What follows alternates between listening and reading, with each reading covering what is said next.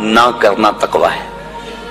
اور حضرت عمر فاروق کا عمل ہمارے سامنے موجود ہے کہ عید کے دن رو رہے تھے, چھوٹی عید کے دن. اس نے پوچھا آج تو ہر کوئی خوش ہے اور آپ رو رہے ہیں؟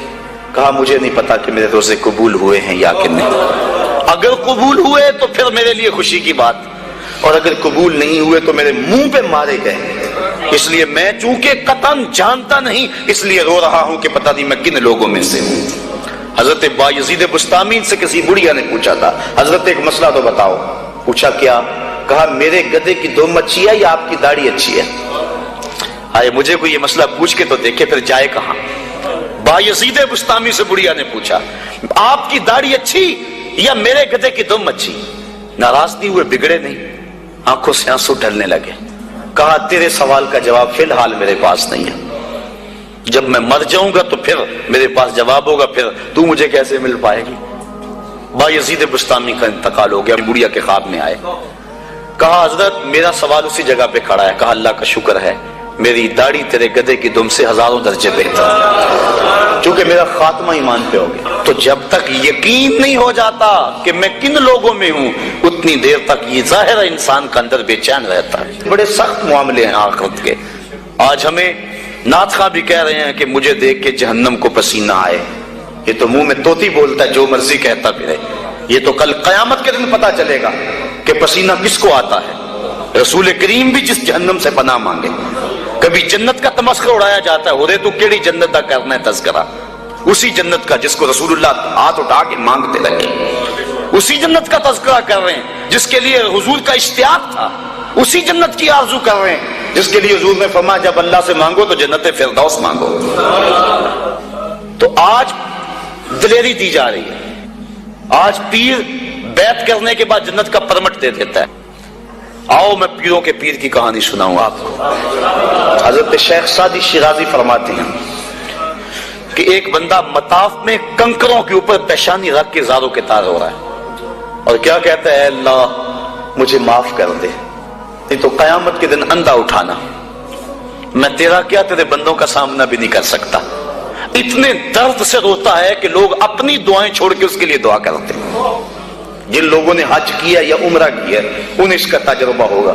کچھ لوگ اتنے درد سے روتے ہیں کہ بندہ اپنی دعائیں بھول کے ان کے لیے لگ جاتا ہے. مجھے تو جس سال جانا نصیب ہوا تھا تو ان دنوں کے اندر فلسطین کی جنگ پورے زور پہ تھی اور کعبۃ اللہ کی غربی دیوار کے ساتھ فلسطین کے مرد و زن لپٹ کے رویا کرتے تھے. اور جب وہاں ہمارا چکر آتا تھا تو اس وقت طوطے اڑ جاتے اور اپنی دعائیں بھول جاتی اور اللہ کی بارگاہ میں عرض کرتے مالک فلسطین کو آزادی دے دے. یہ کسی کا باپ اس کے سامنے کٹا ہوگا, کسی کی گود سے اس کا لال چھوڑ کے ان کے لیے دعائیں کرنے لگ جاتا. فلسطین کی آزادی کے لیے دل تڑپتا.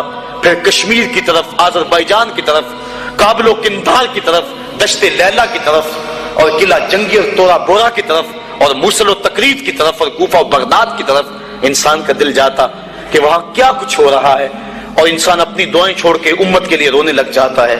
تو وہ اتنے درد سے روتا ہے کہ لوگ اپنی دعائیں چھوڑ کے اس کے لیے کہتے ہیں یا اللہ اس بیچارے کو معاف کر دے. ایک بندہ تو چھوڑ چھاڑ کے کھڑا ہی اس کے سامنے قریب کھڑا ہو گیا اور کہتا ہے مالک اسے معاف کر دے, مالک اسے معاف کر دے. کافی دیر کے بعد وہ شخص جو روتا تھا اٹھ کے جانے لگا.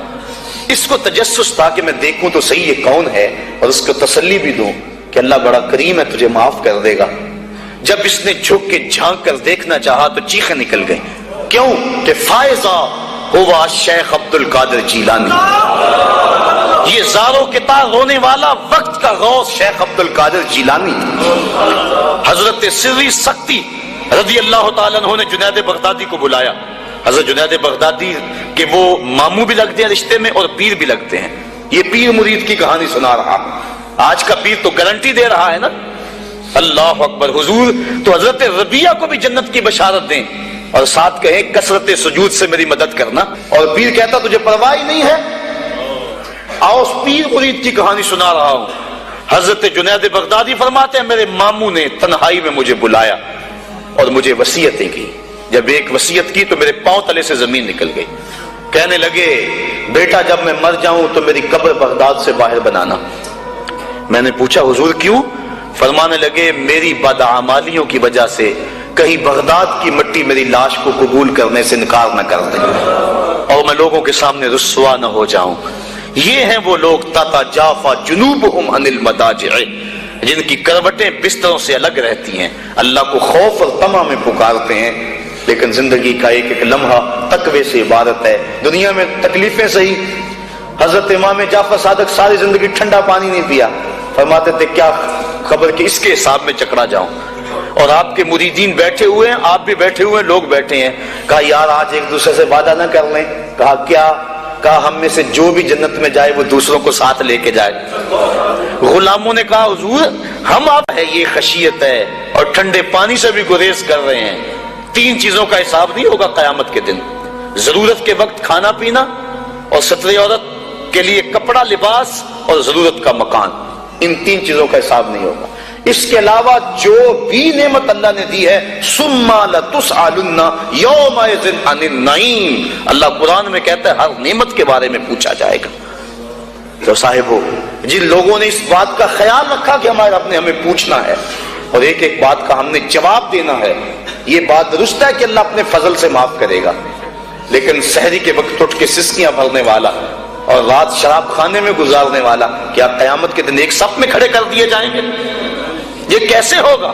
غریبوں کا خون چوسنے والا، بیواؤں اور یتیموں کا مال لوٹنے والا اور رات کی تنہائی میں ان کی مدد کرنے والا کیا ایک صف میں کھڑے کر دیے جائیں گے؟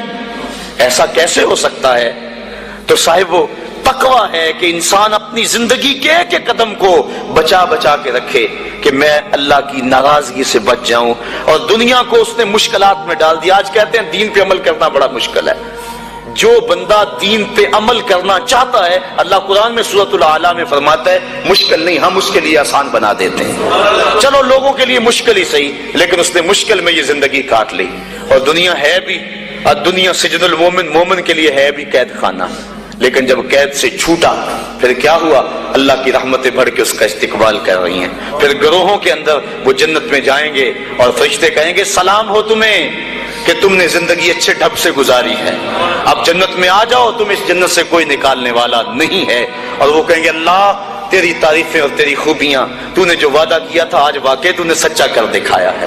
اور پھر جنت میں ان کو گوناگوں نعمتیں دی جائیں گی، اور جنت میں مائے معین ہوگا، حوض کوثر ہوگا، سلسبیل ہوگا، کبھی وہ حوروں سے جام پیئیں گے، کبھی وہ غلمانوں سے جام پیئیں گے، لذت تو بڑی ہوگی، لیکن ایک لذت کی کہانی اللہ نے قرآن میں سنائی، ہمیں ایک وقت ایسا بھی پھر آئے گا وَسَقَاهُمْ رَبُّهُمْ شَرَابًا طَهُورًا، ان کا رب انہیں خود شراب طہور پلائے گا کہ تم نے میرے لیے چھوڑا، دنیا کی شراب تو نہیں پی لو، میرے دستے قدرت سے شراب پیو۔ تو وَسَقَاهُمْ رَبُّهُمْ، نہ حوروں کے ہاتھوں سے، نہ غلمانوں کے ہاتھوں سے، نہ کسی اور کے ہاتھوں سے، وَسَقَاهُمْ رَبُّهُمْ۔ پھر دنیا کی تکلیفیں یاد رہیں گی جب مالک شراب طہور پلا رہا ہوگا۔ تو یہ ہے زندگی، اپنی زندگی کو اس ڈھب سے گزاریں کہ آخرت کی زندگی بہتر ہو جائے جو نہ ختم ہونے والی ہے۔ کار ما آخر شدو